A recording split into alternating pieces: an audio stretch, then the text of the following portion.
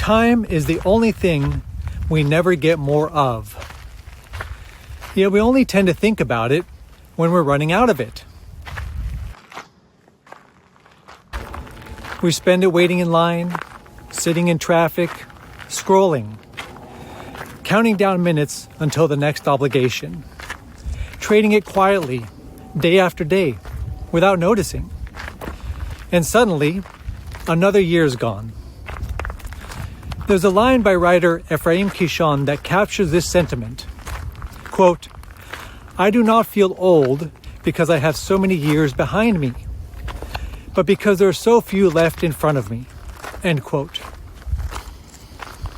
That's what time really is. Not what's past, but what remains. Not something you accumulate, but something you spend. The question isn't how much time you have. It's how you're choosing to spend what's left. Walking and hiking slow time down. They don't waste it. They return it. Out here, minutes aren't killed. They're lived. Breath matches steps and thoughts settle. A walk can reset a long day.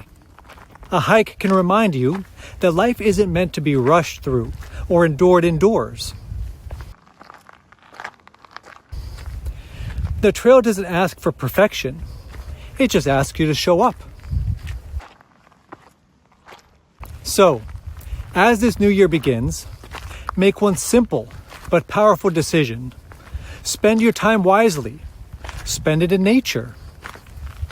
Step outside and choose movement over stagnation, presence over pressure, and health over habit.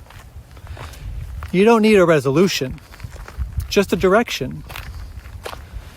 The trail is waiting. Start the year by stepping into it. Healthy trails.